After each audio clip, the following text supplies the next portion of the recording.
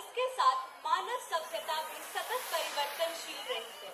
सनातन संस्कृति में समय को 4 महान युगों में विभाजित किया गया था। सतयुग, त्रेता युग, द्वापर युग और कलयुग। प्रत्येक युग ने मानव जीवन, संस्कृति और नैतिकता के उत्थान और पतन की कहानी लिखी है।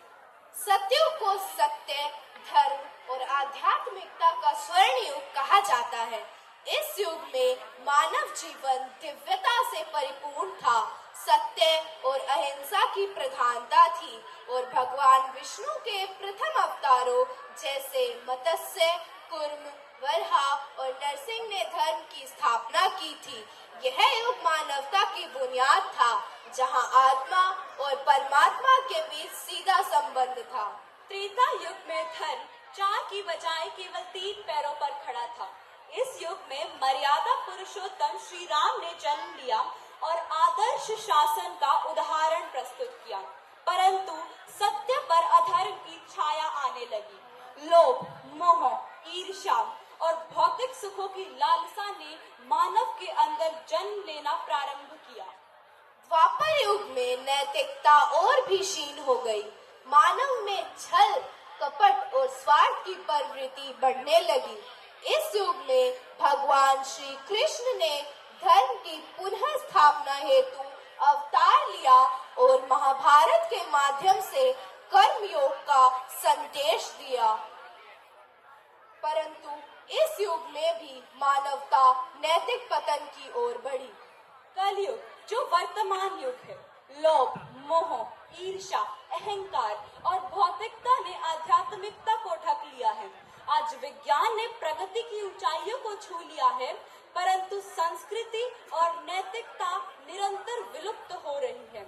आधुनिकता के नाम पर केवल संस्कारों का ह्रास हो रहा है। मानव केवल त्वरित लाभ की ओर अग्रसर हो चुका है। अब प्रश्न उठता है, क्या हम इस युगांतकारी परिवर्तन को रोक सकते हैं? बुनियाद 2025 युगांतर का उद्देश्य केवल अतीत को याद करना ही नहीं, बल्कि वर्तमान से सीखकर भविष्य को एक नई दिशा प्रदान करना भी है।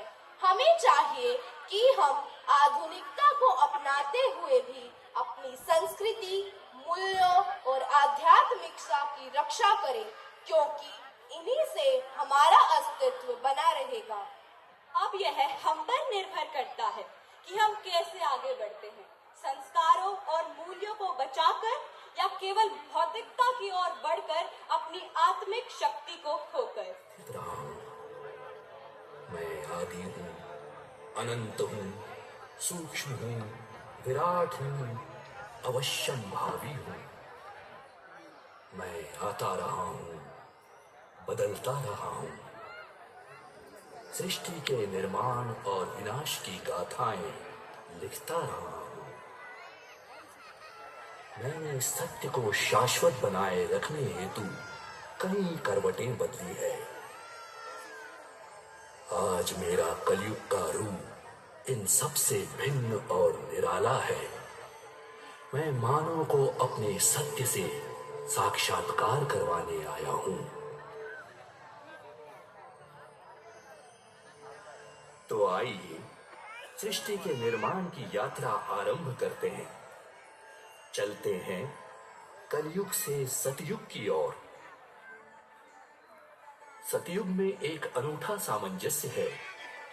श्रद्धा स्वरूपा प्रकृति और पुरुष के अनन्य विश्वास से ही इस ब्रह्मांड का सृजन हुआ है। आदि पुरुष शिव और भगवती सती, जो वाणी और अर्थ की तरह ही है, मूलतः वे एक ही हैं। वागर्था संप्रक्तो वागर्थ प्रतिपत्तये जगतः पितरो वंदे पार्वती परमेश्वरो। आदि न जिसका अंत है कोई, वे शिव है महाकाल। नतमस्तक हो जाते हैं जिनके आगे तीनों काल।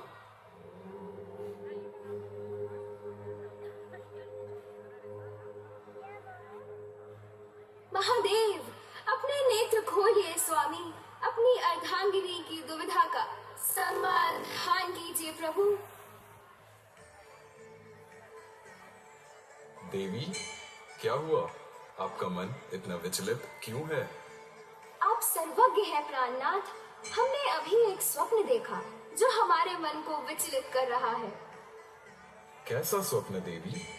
क्या देखा आपने? अग्नि की ज्वाला में लिपटी हुई एक स्त्री की काया को लेकर आप खड़े हैं। रौद्र रूप में द्रवित हो आप सती सती पुकार रहे हैं। कौन है ये सती और आपका उनसे क्या संबंध था? पार्वती, आप ही थी सती, दक्ष की पुत्री और मेरी अर्धांगिनी। अब सुनो आगे की कथा।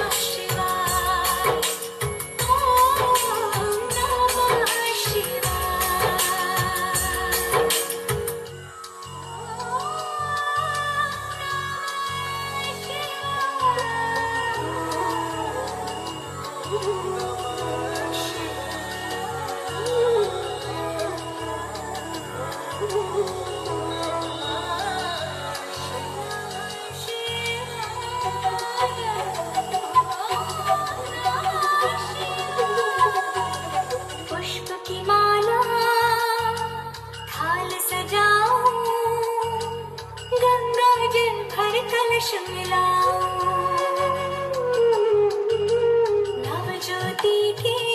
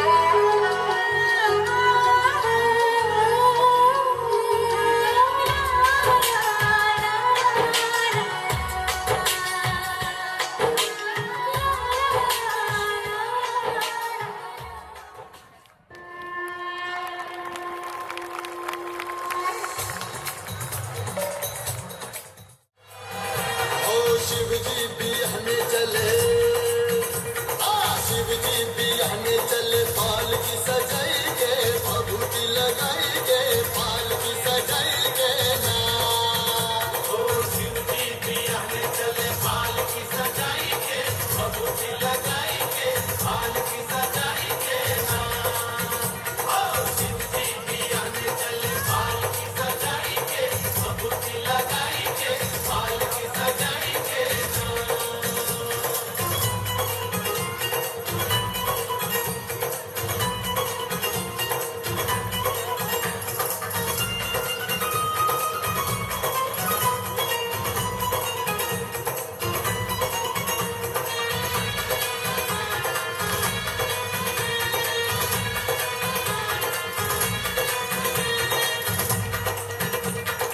ओ जब शिव बाबा करे तैयारी करके सकल समान हो दाहिने अंक शूल विराजे लिए मंद मुस्कान हो लिए मंद मुस्कान हो लिए मंद मुस्कान हो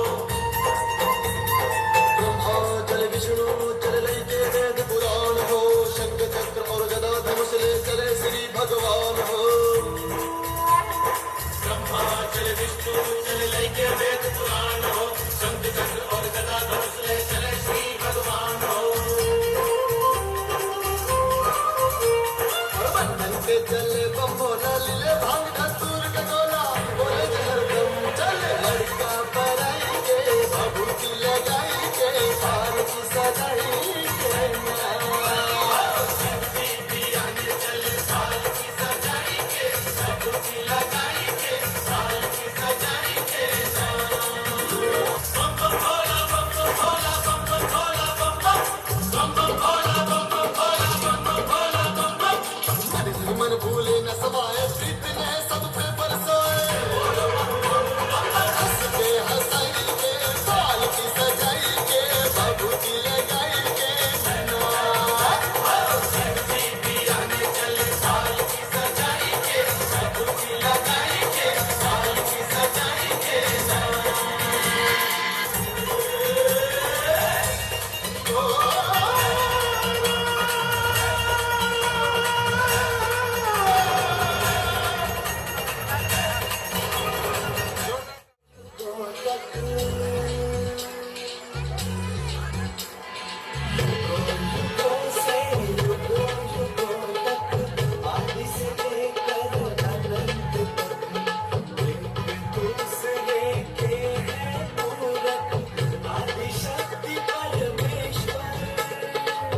आदिशक्ति परमेश्वर महासती महादेव महासती महादेव महासती महादेव महासती महादेव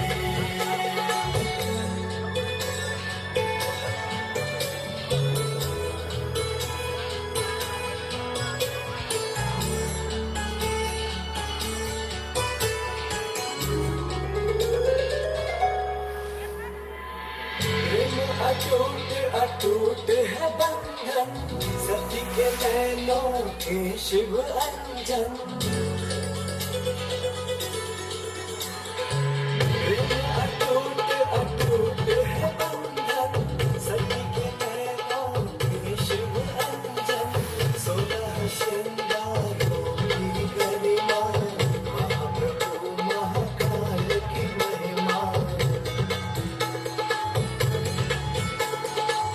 बिछड़े भी तो फिर मिल जाए सती देवाधिदेव आदिशक्ति महादेव महासती महादेव महासती महादेव महासती महादेव महासती महादेव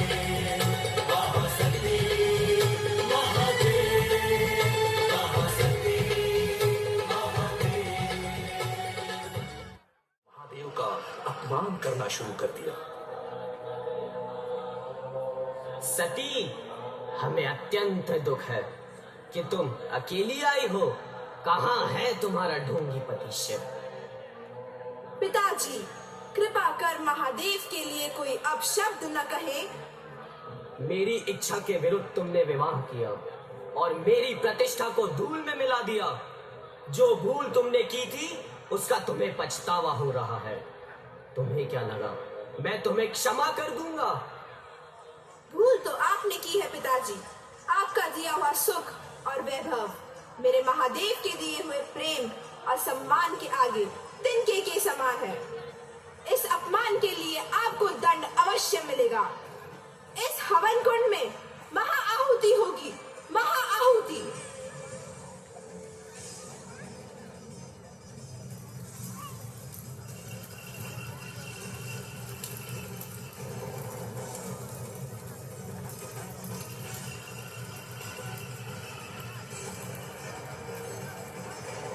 और इस प्रकार सती ने यज्ञ कुंड में अपने प्राणों का उत्सर्ग कर दिया।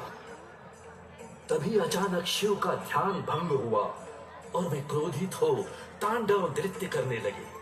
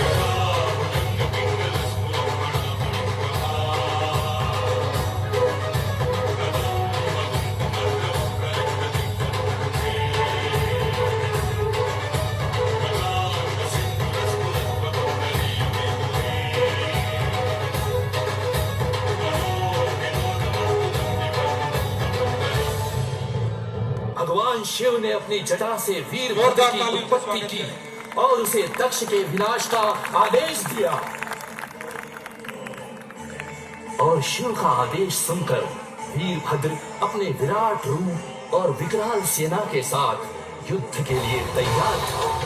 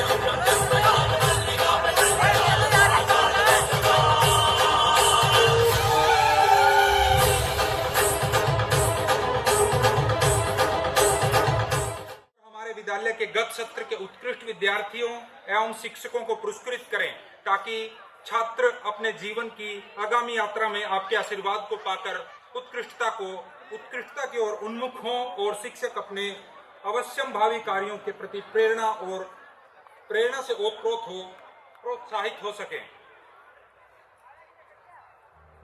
मैं इसी क्रम में आर्यकुलम के चेयरमैन श्रीमान महिपाल राणा जी से अनुरोध करता हूं कि वह हमारे आज के कार्यक्रम के मुख्य अतिथि श्रीमान वेदपाल जी एडवोकेट को स्मृति चिन्ह भेंट करें।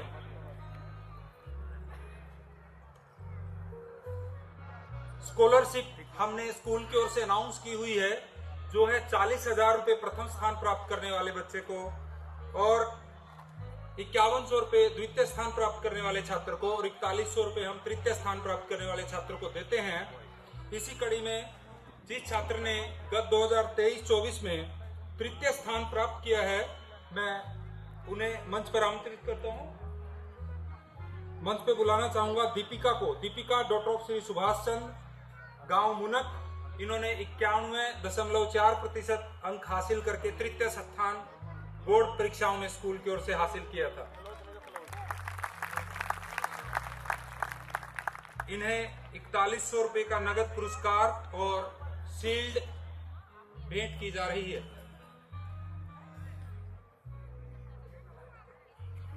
और द्वितीय स्थान प्राप्त करने वाले बच्चे का नाम है खुशबू संधू, डॉक्टर ऑफ श्री उधम सिंह संधू, गांव गगसीना। इन्होंने 91.6% की ओर से 40,000 रुपए की स्कॉलरशिप दी जा रही है। मैं उन्हें मंच पर आमंत्रित करता हूं। रोहन कुमार, सन ऑफ संतोष कुमार, गांव ददलाना से हैं और इन्होंने 92.8% अंक हासिल करके विद्यालय में बोर्ड की परीक्षाओं में प्रथम स्थान हासिल किया था।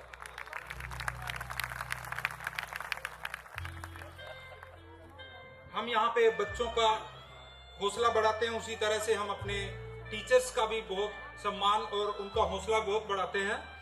तो यहाँ पर इस बार हम हर बार एक टीचर्स को बेस्ट टीचर अवार्ड देते हैं, जिसमें उनको 5100 रुपए का नगद पुरस्कार भी दिया जाता है। तो पहले भी यही सम्मान ले चुके हैं। इन्होंने पूरे साल में एक दिन की छुट्टी भी नहीं की है, एक दिन की भी।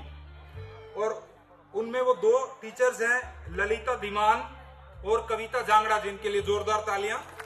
और इन्हें मैं मंच पे दोनों को आमंत्रित करता हूं कि वह मंच पे आए और हमारे मुख्य अतिथि उनको 5100 रुपए नगद पुरस्कार और एक शील्ड मोमेंटो दे। आर्यकुलम की स्थापना 24 मार्च 2019 को हुई थी और तभी से हमारे साथ कुछ ऐसे टीचर्स हैं जो पहले दिन से हमारे साथ जुड़े हुए हैं और उन्होंने बहुत ही उत्कृष्टता के साथ आर्यकुलम की सेवा की है। इन गत 6 वर्षों में उन्होंने बहुत ही अथक मेहनत और लगन से यहाँ पे काम किया है। हम उनको भी स्टेज पे आमंत्रित करते हैं। ऐसे यहाँ पे 4 टीचर हैं, उनको हम सादर आमंत्रित करते हैं स्टेज पे कि उनको स्मृति चिन्ह भेंट करें। और उनका नाम है मीनू मदान, मिस रचना बत्रा, मिस पूनम खुराना और मिस्टर महावीर।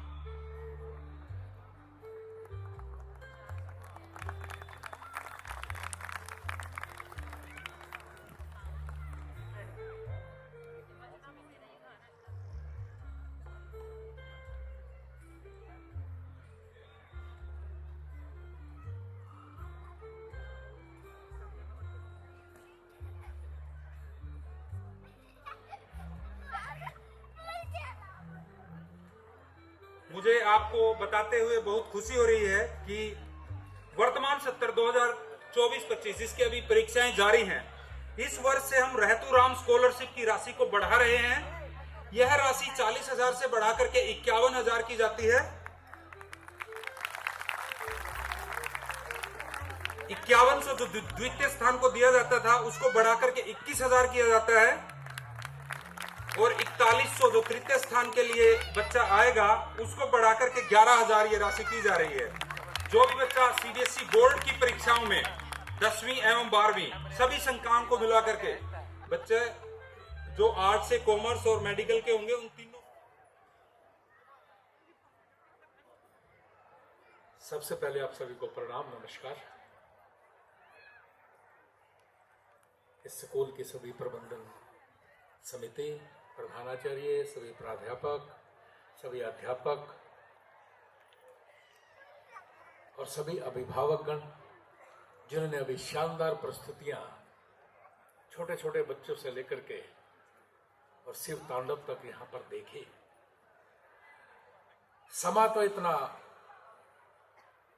पुरातन काल में लेके गया था कि उठने को दिल ही नहीं कर रहा था। इतने शानदार बच्चों की प्रस्तुति नर्सरी एलकेजी से लेकर के और 10+2 के जो बच्चे यहां पर अपनी प्रस्तुति दे रहे थे उसके अंदर एक गजब का सामंजस्य था। नाम भी बड़ा शानदार रखा, योगांतर। एक युग से दूसरे युग में, दूसरे से तीसरे में, चौथे में, उसके बारे में पूरी जानकारी आपको दी और किस प्रकार परिवर्तन समय करवट लेता है और वो बदलता है और किस प्रकार परिस्थितियां बदलती हैं। काल बदलने के साथ ही किस प्रकार इस ब्रह्मांड में रहने वाले व्यक्तित्व की सोच बदलती है, उस सब के बारे में यहां पर चर्चा की गई। उसको दिखाया गया, उसको लाइव दिखाया गया। यानी आधुनिक शिक्षा से लेकर के और पुरातन काल में, युगों के काल में किस प्रकार परिवर्तन हुआ और किस प्रकार कौशल से लेकर के और तकनीकी माध्यम से लेकर के हम अपने जीवन को आगे बढ़ा सकें, उस सब की जानकारी इस मंच के माध्यम से यहां पर आज इस युगांतर कार्यक्रम में दी जा रही है। इस बुनियाद 2025 के कार्यक्रम में दी जा रही है। होता है तो उसमें नृत्य, डांस और इस प्रकार की कुछ कलाएं दिखाकर उसको समापन कर दिया जाता है। लेकिन आज इस युगांतर के कार्यक्रम में, इस वार्षिक उत्सव में शिक्षा के साथ साथ, दीक्षा के साथ साथ, संस्कार के साथ साथ, संस्कृति के साथ साथ और किस प्रकार हम देश को आगे लेकर के जाएं, इन सब की प्रस्तुति यहां पर हो रही है। बहुत ही आनंदमय, बहुत ही सुंदर और बहुत ही मनमोहित करने वाला कार्यक्रम यहां पर आज प्रबंधन समिति, प्रबंधक समिति की तरफ से, प्रधानाचार्य की तरफ से प्रस्तुत किया गया।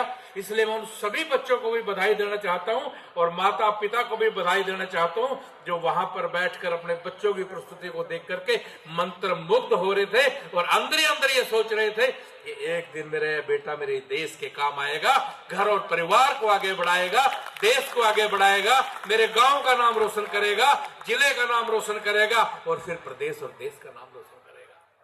यानी इस प्रस्तुतियों से एक भविष्य यहां पर नजर आ रहा था कि हमारा भविष्य कैसा होगा, हमारे बच्चों का भविष्य कैसा होगा। और इसी प्रकार अगर विद्यालयों में इस प्रकार की शिक्षा और संस्कृति के साथ साथ आगे बढ़ने का जो ये लगातार सतत आगे बढ़ने की जो ये प्रक्रिया होती रहे तो इसमें कोई दो राय नहीं कि हमारा देश विश्व गुरु बनेगा और पूरे संसार पर उसका मार्गदर्शन चलेगा। ऐसा मुझे यहां से इस प्रस्तुति से लगा। उसके बाद बहुत अच्छे फैसले लिए गए। एक अभी तो मेरे सामने लिया गया कि जो बच्चा प्रथम आएगा, द्वितीय आएगा और तृतीय आएगा उसको किस प्रकार पारितोषिक या इनाम देकर के उसको आगे बढ़ाया जाएगा।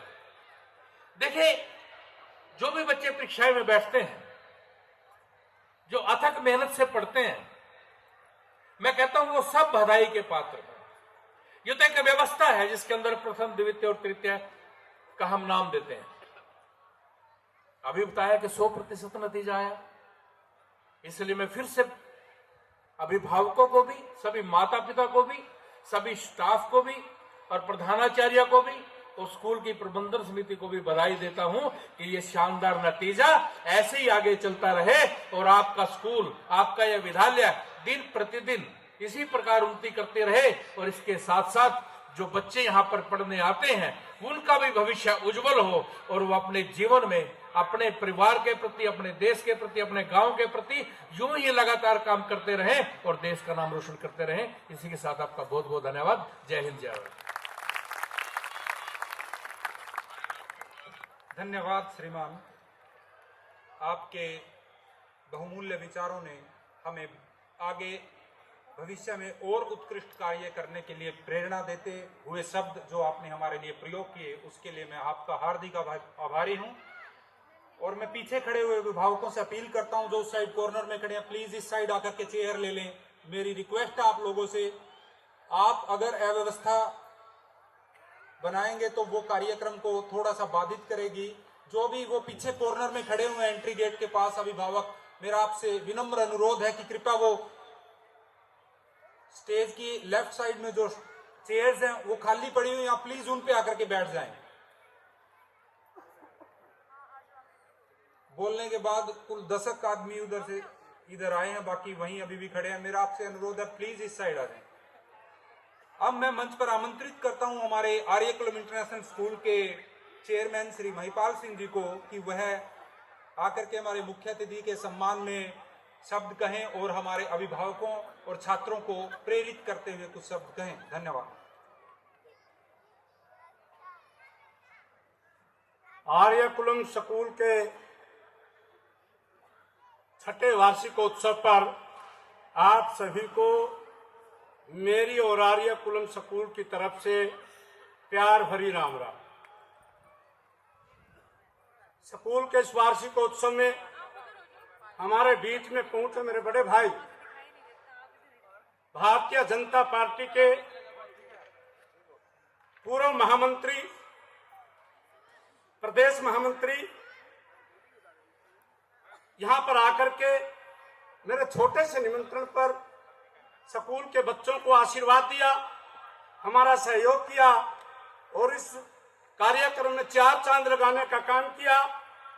मैं अपनी तरफ से, स्कूल की तरफ से, सभी अभिभावकों की तरफ से उनका यहां पर आने पर अभिनंदन और स्वागत करता हूं। आज से मैं थोड़ी सी जानकारी स्कूल के बारे में, वैसे तो आपको ज्यादा जानकारी है, हर बात में आपके साथ शेयर करता हूं। 2019-23 मार्च को यह पौधा इस क्षेत्र में लगाने का हमने कार्य किया था। लगता था कि इस क्षेत्र को एक ऐसे विद्यालय की जरूरत है जो एक मन में टीस थी कि अच्छी शिक्षा के लिए शहर की तरफ जाना चाहिए, तो हमने कोशिश की शहरी माहौल के टीचर यहाँ पर ला करके इसी क्षेत्र में इस प्रकार की शिक्षा देने का कार्य किया। शिक्षा चरित्र से लीन हो, संस्कार से लीन हो, राष्ट्रभक्ति से लीन हो, ऐसा अपने कार्यक्रम के द्वारा देखा भी होगा। और भी प्रोग्राम बहुत आप देखते हैं। आप संगठन में कुशल संगठन करता रहे हो। आपने प्रधानमंत्री की स्टेज का संचालन तक किया, तो उनके सामने और ज्यादा कुछ कहने की क्या बात हो सकती है। यहाँ पर बच्चों ने बहुत अच्छी प्रस्तुतियां की। छोटी सी बात मैं कहना चाहूंगा, जिस प्रकार युगांतर इस कार्यक्रम का नाम रखा गया, किस प्रकार से युगों में अंतर आता चला गया। कहते हैं कि जब सतयुग था, सतयुग में दानव और देवता अलग अलग लोक में वास करते थे।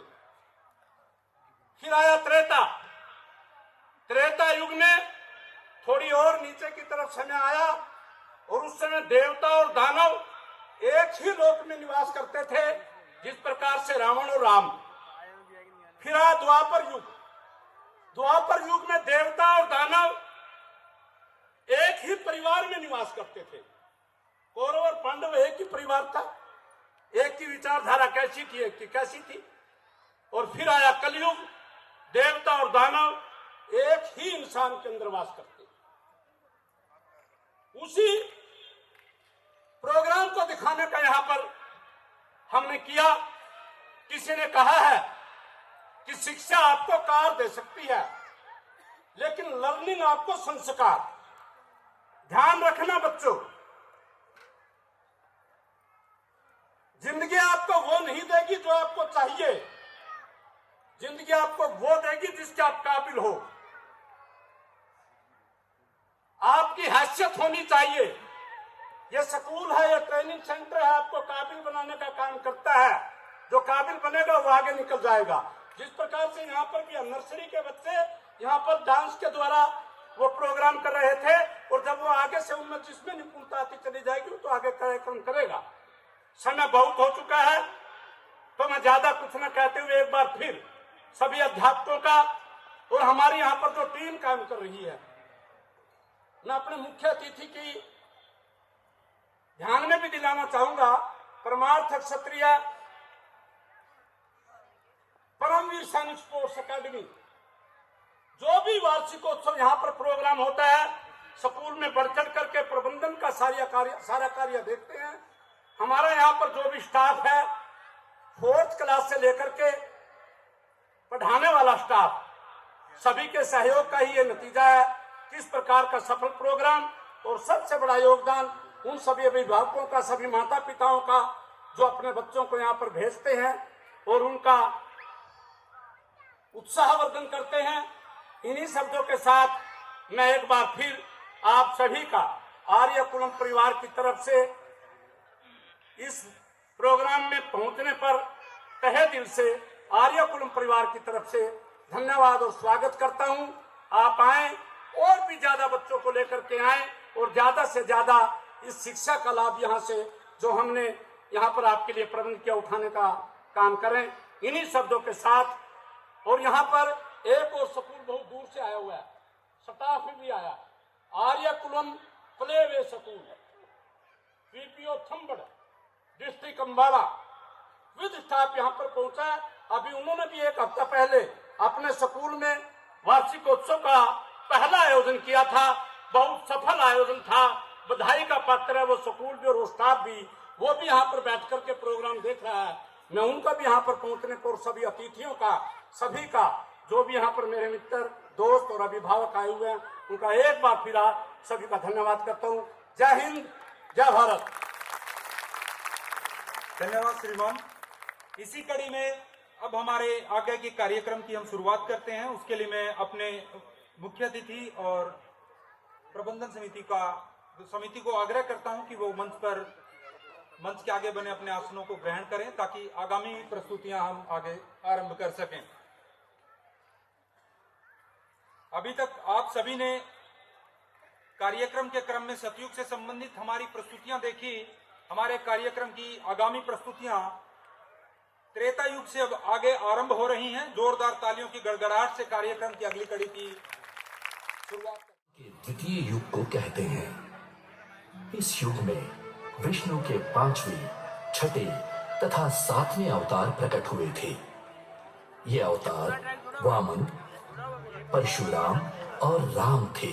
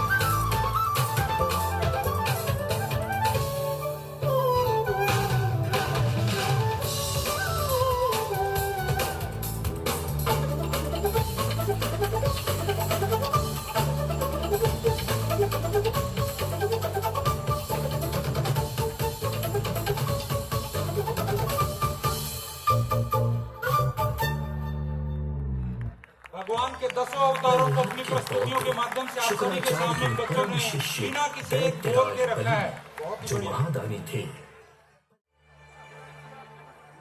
राजन, बधाई हो कि आप तीनों लोकों के राजा बनने से मात्र एक यज्ञ की दूरी पर हैं। ये सब आपकी कृपा से संभव हो पा रहा है गुरुदेव। अब केवल एक यज्ञ और रह गया है। यदि वह भी निर्विघ्न संपन्न हो जाता है तो 100 यज्ञ पूरे हो जाएंगे और उसी समय स्वर्ग पर आपका अधिकार हो जाएगा। तब तीनों लोकों पर असुरों का एक छत्र राज्य होगा गुरुदेव। और जिस विष्णु ने छल से हमें अमृतपान नहीं करवाया था उसे भी देख लेंगे। भगवान विष्णु जब बटुक के रूप में यज्ञशाला पधारे तो राजा बलि ने उनका स्वागत किया।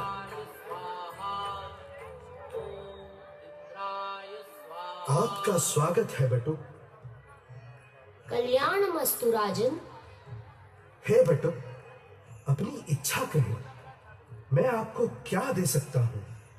स्वर्ण मुद्रा, 1,00,000 गाय, वस्त्र, आभूषण, राज्य, जो चाहे मांग लीजिए। नहीं नहीं राजन, यह सब मुझे नहीं चाहिए। जो चाहिए वह दे तो मांग लूं। जो मन हो वह मांग लीजिए। राजन, आप संकल्प लीजिए और वचन दीजिए, जो याचना होगी उसे पूर्ण करेंगे। राजन, यह संकल्प ना लीजिए। यह कोई छल करने वाला लग रहा है। यह देवताओं के हितैषी विष्णु का कोई नवीन छल है। नहीं गुरुदेव, मैं प्रहलाद का पौत्र हूं। मुझे अपने वचन का पालन करना ही होगा। मैंने बटुक को वचन दे दिया है। अपनी याचना कहे ब्राह्मण बटुक। महाराज, मुझे संध्या बंधन हेतु अपने पैर से नापकर मात्र 3 पग धरती चाहिए। 3 पैर धरती, 3 पैर धरती। बस बटुक, जहां से चाहो वहां से नाप लो। वह भूमि आज से आपकी हो जाएगी।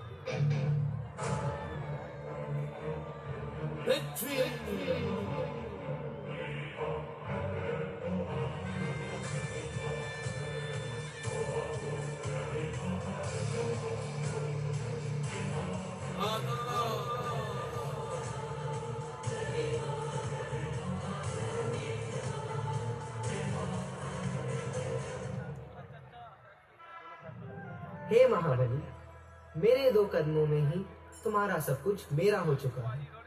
तुम अपना वचन कैसे निभाओगे? कहो राजन, मैं अपना तीसरा पग कहाँ रखूं?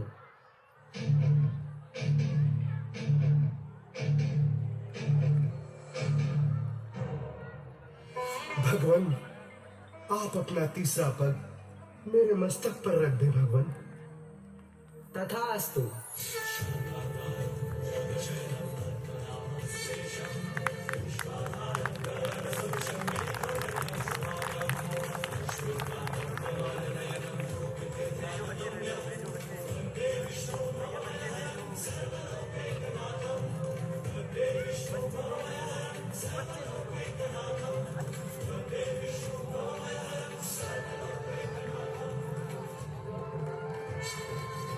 भगवान विष्णु ने राजा बलि के अहंकार को नष्ट कर उन्हें पाताल लोक का राजा बना दिया।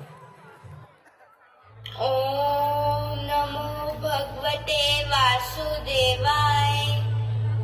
ओम नमो भगवते वासुदेवाय। ओम नमो भगवते वासुदेवाय। ओम नमो भगवते वासुदेवाय। ओम नमो भगवते वासुदेवाय।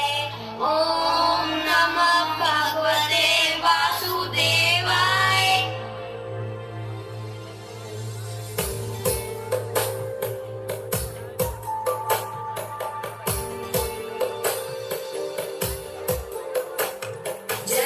जगज्जालपालं खचकण्ठमालं शरच्चन्द्रबालं महादैत्यकालं नभो नीलकायं दुरावारमायं सुपद्मासहायं भजेऽहं सदाम्बोधिवासं गलत्पुष्पहासं जगत्सन्निवासं शतादिव्यभासं गदाचक्रशस्त्रं लसत्पीतवस्त्रं हसच्चारुवक्त्रं भजेऽहं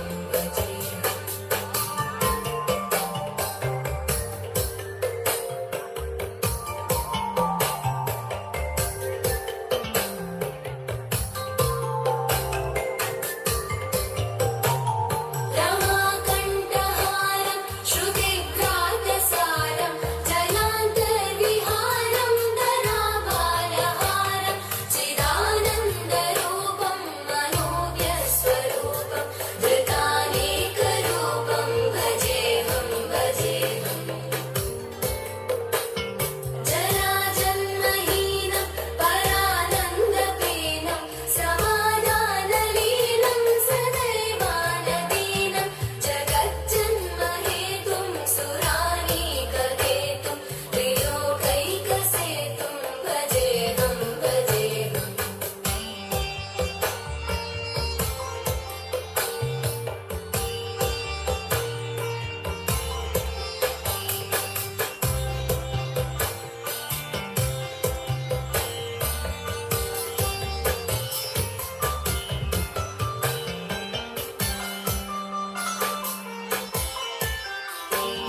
कृताम्नाय गानं खगादेशयानं विमुक्तेर्निदानं हलारातिमानं स्वभक्तानुकूलं जगद्वृक्षमूलं निरस्तार्थशूलं भजेऽहं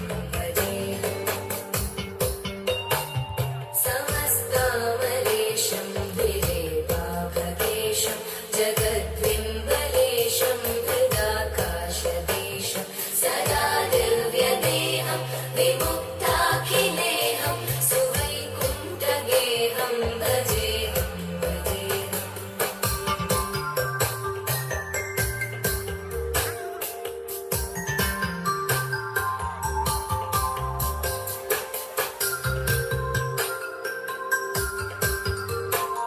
सुराली बलिष्ठं त्रिलोकी वरिष्ठं गुरूणां गरिष्ठं स्वरूपैकनिष्ठं सदा युद्धधीरं महावीरधीरं भवाम्बोधिधीरं भजेऽहं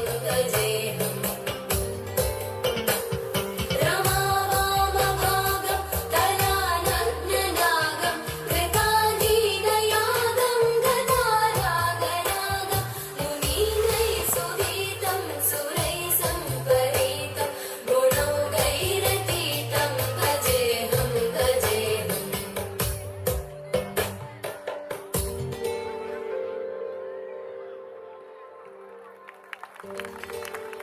प्रहलाद, ये तुम क्या कर रहे हो? मैं तो भगवान का नाम ले रहा हूँ। तुम्हें पता नहीं तुम्हारे पिता हिरण्यकश्यप ने पूरी प्रजा को क्या आज्ञा दी है? गुरुवर, मुझे अच्छे से पता है कि मेरे पिता महाराज ने सबको आज्ञा दी है कि सभी उन्हीं की पूजा करेंगे। और जो उनकी पूजा ना करके भगवान की पूजा करेंगे उन्हें मृत्यु दंड मिलेगा। ये सब जानते हुए भी तुम हमारे गुरुकुल में भगवान की पूजा कर रहे हो। गुरुवर, महाराज हिरण्यकश्यप हमारे राजा हैं, भगवान नहीं। मैं उनका आदर करता हूँ, लेकिन पूजा तो केवल वासुदेव की ही करूँगा। तुम हमें भी दंड के भागीदार बना रहे हो। हम आज ही तुम्हारी शिकायत महाराज से करेंगे, नहीं तो महाराज की पूजा स्वीकार करो। ओम नमो भगवते वासुदेवाय। ओम नमो भगवते वासुदेवाय। महाराज हिरण्यकश्यप की जय हो। महाराज हिरण्यकश्यप की जय हो। आओ आओ आचार्य, कहो हमारे पुत्र प्रहलाद की शिक्षा कैसी चल रही है? महाराज, अगर जान की भीख दे दो, हम आपको कुछ बताने आए हैं। क्यों, ऐसा क्या कर दिया प्रहलाद ने? महाराज, राजकुमार प्रहलाद आपकी पूजा नहीं करना चाहते हैं। वो तो अगर वो मेरी पूजा नहीं करना चाहता तो फिर किसकी करना चाहता है? महाराज, प्रहलाद भगवान विष्णु की पूजा करते हैं। प्रहलाद ओम नमो भगवते वासुदेवाय का जाप करते हैं। खबरदार, मेरे सामने कोई विष्णु का नाम नहीं लेगा। क्या तुमने प्रहलाद को मृत्यु दंड के बारे में नहीं बताया? बताया महाराज, बताया, कई बार बताया, किंतु वो अपने विष्णु को ही भगवान मानते हैं, आपको नहीं। ठीक है, तो मैं भी देख लेता हूँ विष्णु उसको मुझसे कैसे बचाता है। सिपाहियों! जी महाराज, आज्ञा। अभी गुरुकुल जाओ और प्रहलाद को लेकर घने जंगलों में सर्पों के बीच छोड़ आओ। जैसी आज्ञा महाराज। ओम नमो भगवते वासुदेवाय। ओम नमो भगवते वासुदेवाय। ओम नमो भगवते वासुदेवाय। अरे ये क्या, सारी रात सर्पों के बीच रहने पर भी राजकुमार जीवित है। हाँ भाई, ये तो चमत्कार है। चलो राजकुमार प्रहलाद को महाराज के पास ले जाते हैं। ओम नमो भगवते वासुदेवाय। ओम नमो भगवते वासुदेवाय। ओम नमो भगवते वासुदेवाय। प्रहलाद, अगर तुम मेरी पूजा स्वीकार कर लो तो मैं तुम्हें क्षमा कर दूंगा। पिताजी, जो आप में, हम में और जो सारे जगत में विद्यमान है, वो आप नहीं है, वो सर्वशक्तिमान भगवान विष्णु है। विष्णु विष्णु विष्णु, मैं कहता हूँ इस पितृद्रोही को पहाड़ से गिरा दो। ये मुझे जीवित नहीं दिखना चाहिए। ओम नमो भगवते वासुदेवाय। ओम नमो भगवते वासुदेवाय। ओम नमो भगवते वासुदेवाय। ओम नमो भगवते वासुदेवाय। महाराज, हम प्रहलाद को मार न सके। हमने उसे पहाड़ से गिराया, गहरे पानी में डुबाया, जंगली पशुओं में रखा, पर वो हर बार जीवित वापस आ जाता है। मेरे भाई महाराज, भगवान हिरण्यकश्यपु की जय हो। मैं आपकी बहन होलिका आपको प्रणाम करती हूँ। आओ आओ मेरी बहन होलिका, तुम बिल्कुल सही समय पर आई हो। भैया, मैं प्रहलाद के बारे में सुनकर ही आई हूँ। भैया, क्या आपको स्मरण है, मुझे ब्रह्मदेव से वरदान मिला था। हाँ, कि तुम्हें अग्नि जला नहीं सकती। हाँ भैया, मैं तुम्हारे द्रोही पुत्र को अपनी गोद में लेकर अग्नि में बैठूंगी, जिसमें प्रहलाद जल जाएगा और सारी सृष्टि को पता चलेगा कि हिरण्यकश्यपु ही भगवान है। सिपाहियों, लकड़ियों की चिता तैयार करो। आज प्रहलाद सदा के लिए खत्म हो जाएगा। ओम नमो भगवते वासुदेवाय। ओम नमो भगवते वासुदेवाय। ओम नमो भगवते वासुदेवाय। आग लगा दो, मैं तैयार हूँ। बचाओ, बचाओ, मैं जल रही हूँ। हाय, कोई मुझे बचाओ, मैं जल रही हूँ। बचाओ, बचाओ, मैं जल रही हूँ। आग भी शीतल हो गई और होलिका स्वाहा हो गई। भगत प्रहलाद की जय। भगत प्रहलाद की जय। प्रहलाद, तुम कहते हो कि विष्णु हर जगह है, कहते हो ना? जी पिताजी, वो आप में है, वो मुझ में है, वो इस धरती पर है, आकाश पे है, जल, अग्नि, गज, पाषाण, कण कण में है। तो फिर तुम्हें विष्णु हर जगह दिखाई देता है, तो क्या उसे हम भी देख सकते हैं?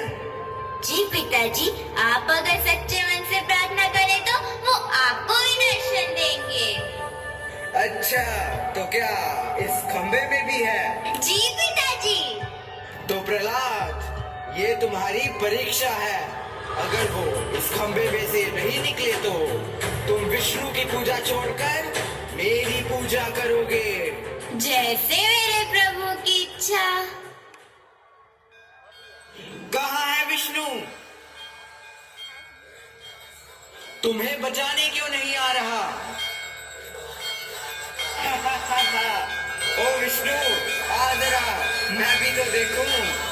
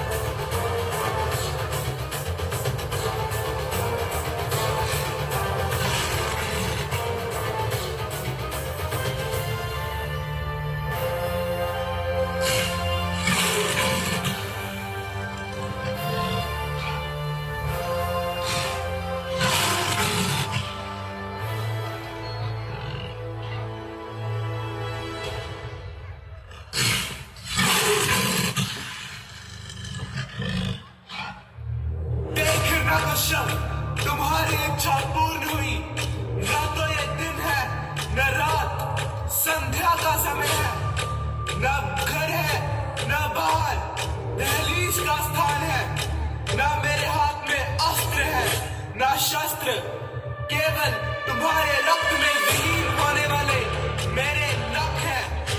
ना मैं मनुष्य हूँ ना पशु। देख मुझे ध्यान से, मैं नरसिंह हूँ और यही तुम्हारा अंत है, तुम्हारी मृत्यु मैं।